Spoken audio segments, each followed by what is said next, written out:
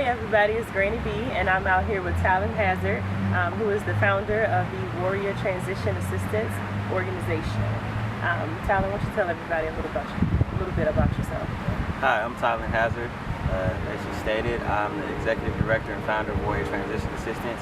It's a nonprofit that aims to assist transitioning veterans and homeless veterans transition into the civilian sector adequately. And I'm also a logistics systems consultant for the government. Okay.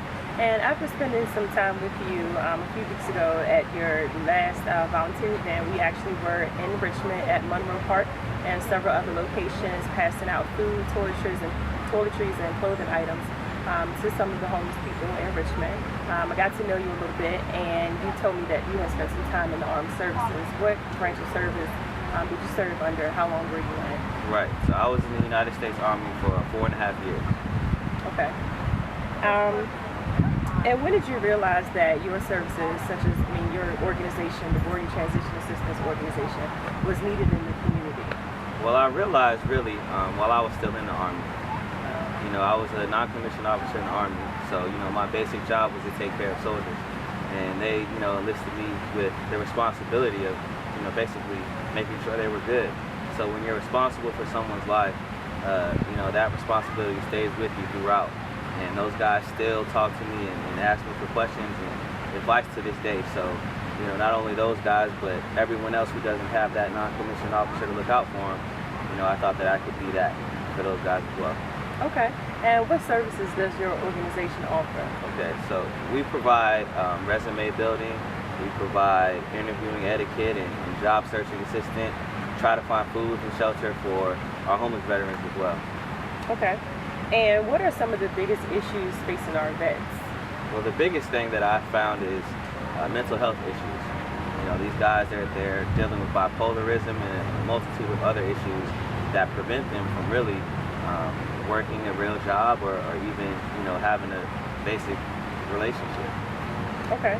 And you spent some time in Afghanistan and Iraq as well. Right. How were you able to deal with some of those? Did you face any mental issues upon returning home? Right. I think we all do. When we're deployed for a year at a time and away from our family and friends and everything that we're used to, it's difficult to readjust.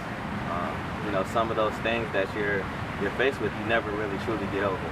But you have to learn to deal with them, and I sought out help, and a lot of us are forced to seek help upon our return. So that's something that I think more veterans need to really take charge of, their own health and well-being. But that's what I'm here for as well. Okay.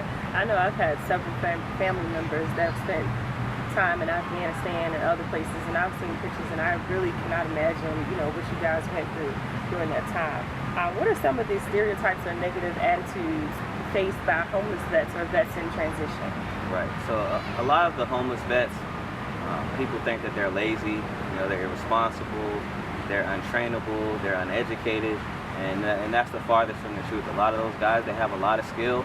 Some of those guys have been in the military 10 or 15 years, and they have bachelor's degrees, they have high school diplomas, and they're very trainable. But as I stated before, a lot of them, mental health issues is what's keeping them from being functional members of society.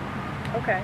And again, when I was out with you for your volunteer event, we got the chance to interact with some vets that were out in Monroe Park.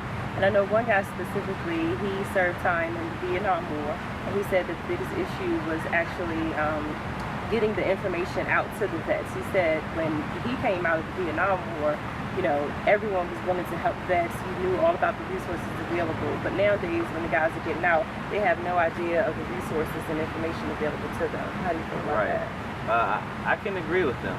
Upon my separation, I think I took it upon myself really to become familiar with all the resources and the advantages that I could take advantage of, upon my transition.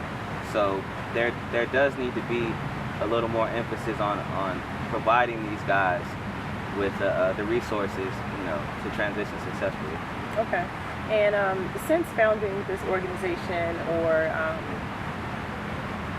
leaving the Army, what are some of the biggest moments of adversity that you face? I think initially starting the nonprofit and seeking help from people that aren't really too familiar with the military and how they operate and what we experience, it's hard to get support. And a lot of those people are the decision makers, so what they feel that these guys need isn't really what they need.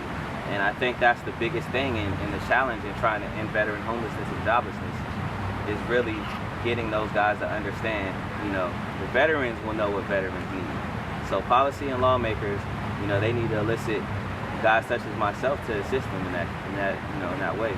Okay. With you being so young, it seems like you've had a lot of leadership roles, and a lot of people seem to look up to you.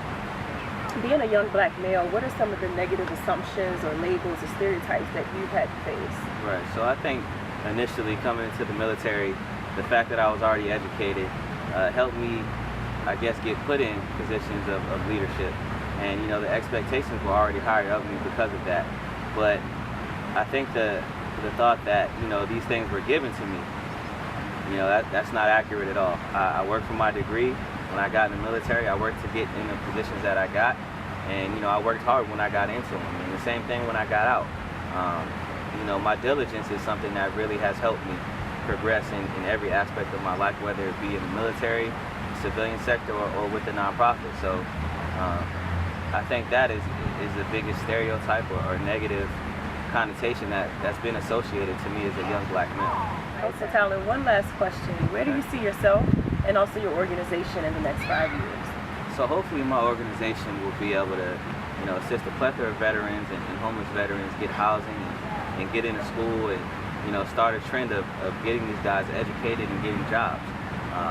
Hopefully myself, I'd be able to run for city council and complete a doctorate degree in public policy. Okay, that sounds like a great plan. Well, thank you, Talon, for speaking with me today. You can follow me at Granny B on Instagram. Also, you can follow Talon and his movement at Warrior Transition Assistance and warriortransitionassistance.org.